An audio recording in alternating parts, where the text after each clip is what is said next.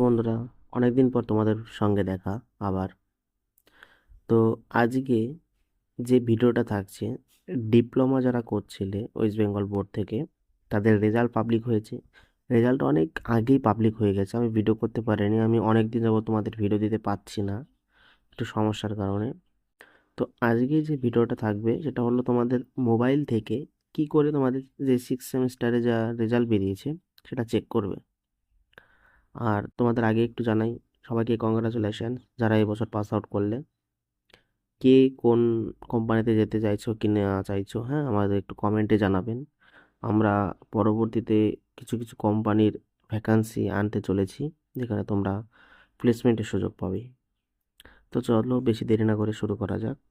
আর যদি চ্যানেলটি তোমাদের জন্য হেল্পফুল মনে হয় তো চ্যানেলটিকে সাবস্ক্রাইব করে অবশ্যই বেল আইকনটিকে কি করতে হবে।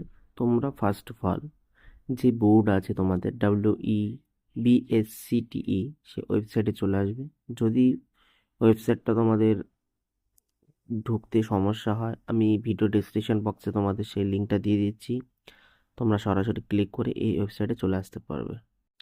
আমরা এখন কি করবো, রেজাল্ট দেখব। দেখো পোর্ট্রেট মোড করে নিয়েছি। এবার আমরা এই যে যে কর্নারটা আছে এই কর্নারটার উপরে ক্লিক করব।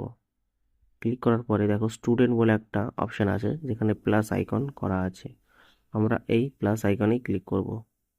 তো স্টুডেন্টে ক্লিক করে নিচ্ছি। তারপরে দেখো নিচে আসে রেজাল্ট বলে একটা অপশান, আছে দেখো, সেই রেজাল্টের ওপর আমরা ক্লিক করব।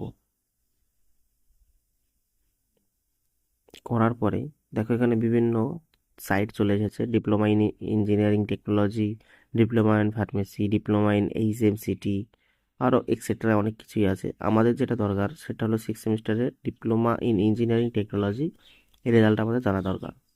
তো আমরা এইটার উপরে ক্লিক করব। এইবার একটা ওয়েবসাইট লগ ইন হলো। এবার আমাদের কি করতে হবে, হয়তো আমাদের কাছে যদি অ্যাডমিট থাকে সিক্স সেমিস্টারের, সেটা থেকেই করতে পারবো।